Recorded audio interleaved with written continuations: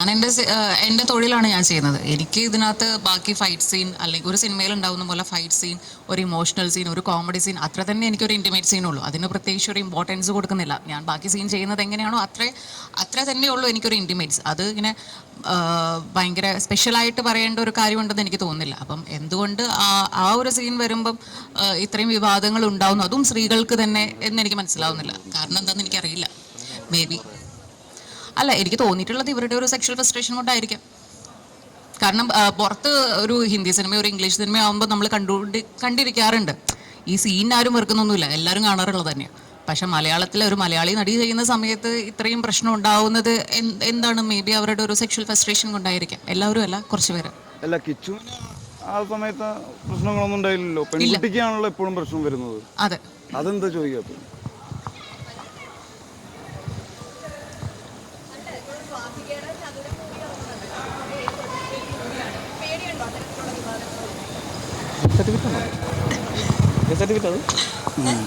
A grade എന്ന് പറഞ്ഞ നല്ല പടങ്ങൾ. അതന്നെ എ ഗ്രേഡ് എന്ന് പറയുന്നത് നല്ല പടത്തിൽ പെടുന്ന ഒരു പടം. പേടിയൊന്നുമില്ല, കാരണം ഓൾറെഡി നമ്മൾ കേട്ട് കണ്ട് മടുത്ത കുറെ സംഭവങ്ങളാണ്. അപ്പൊ അതുകൊണ്ട് ഇനി ഇതുപോലെ എന്തെങ്കിലും ക്വസ്റ്റ്യൻസ് അല്ലേ വരുള്ളൂ, അതിൽ കൂടുതലൊന്നും വരില്ല. അപ്പൊ കുഴപ്പമില്ല. ഇപ്പം ദുർഗ പറഞ്ഞ പോലെ നെഗറ്റീവ് പോസിറ്റീവ് എല്ലാം വരുമ്പോൾ നമ്മൾ അതിൻ്റെതായിട്ടുള്ള രീതിയിൽ അതങ്ങ് മുന്നോട്ട് പോവാന്നുള്ളൂ. പേടിച്ചുകൊണ്ടിരുന്നു കഴിഞ്ഞാൽ നമുക്കാണ് നഷ്ടം വരിക. കാണുന്ന ആൾക്കാർക്ക് കമൻറ്റ് ചെയ്യുന്നവർക്കും അത് പറഞ്ഞിട്ടങ്ങ് പോവാം. പക്ഷെ ഒരു ആർട്ടിസ്റ്റ് എന്ന രീതിയിൽ നമ്മൾക്ക് കിട്ടുന്ന ഒരു നല്ലൊരു ക്യാരക്ടർ ആയിരിക്കും. നമ്മൾ ഇവരെ പേടിച്ചിട്ട് കളഞ്ഞു കഴിഞ്ഞാൽ നമുക്കാണ് വലിയ നഷ്ടം വരിക. അപ്പം അതുകൊണ്ട് ഇല്ല, പേടിയൊന്നുമില്ല.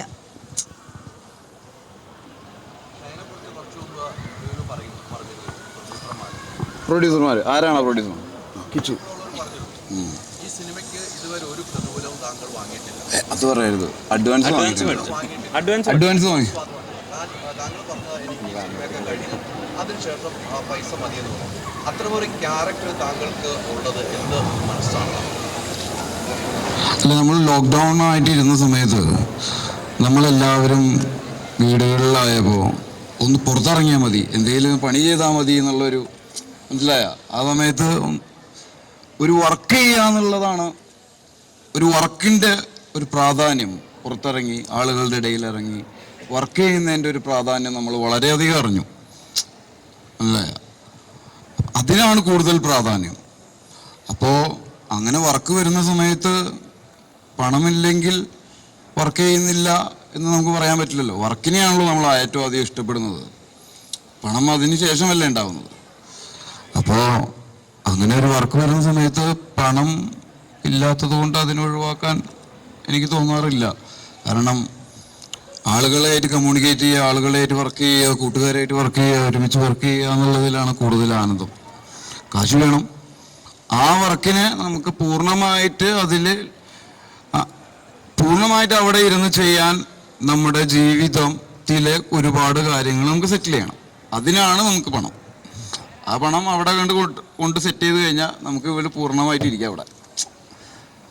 അതിനു വേണ്ടിയിട്ട് കൂടിയാണ് ഒരാളുടെ റെമ്യൂണറേഷൻ കൂട്ടുകയും അല്ലെങ്കിൽ റെമ്യൂണറേഷൻ വാങ്ങുന്നത്.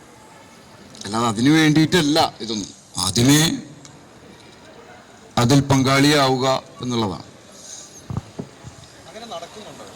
നടക്കുന്നുണ്ട്. ഞാൻ കേട്ടിട്ടുണ്ട് മമ്മൂക്കയുടെയും മോഹൻലാലിൻ്റെയും വീട്ടിൽ ഇപ്പോഴും വണ്ടിച്ചക്കരിയുണ്ട്. അല്ല, അവരാരെയും തട്ടിപ്പറിച്ച് വാങ്ങിയിട്ടില്ല ഇതുവരെ. നമുക്ക് പറയും ഇവിടെ വർക്കല്ലടാ വലുത്.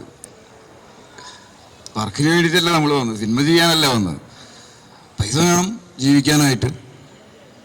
പക്ഷെ ആ വർക്ക് കിട്ടുമ്പോൾ അത് പിന്നെ അത് പറ്റൂല, കാശിൻ്റെ പേരിൽ പറ്റൂല, ഞാൻ ചെയ്യൂല, ഡബ് ചെയ്യൂല ഒന്നും പറയാൻ പറ്റില്ല. കാരണം നമ്മൾ അതിനെയാണ് കൂടുതൽ ഇഷ്ടപ്പെടുന്നത്.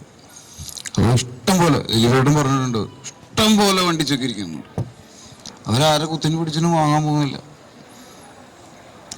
ഏറ്റവും കൂടുതൽ അഡ്ജസ്റ്റ് ചെയ്തിട്ടുള്ളത് മമ്മൂക്കയും മോഹൻലാലായിരിക്കും. അതുകൊണ്ടാണ് അവരിപ്പോഴും ഇത്രയും കാലമായിട്ട് നമ്മുടെ മുന്നിൽ ഞങ്ങളോടൊപ്പം നിന്ന് മത്സരിക്കുന്നത്. ഏത്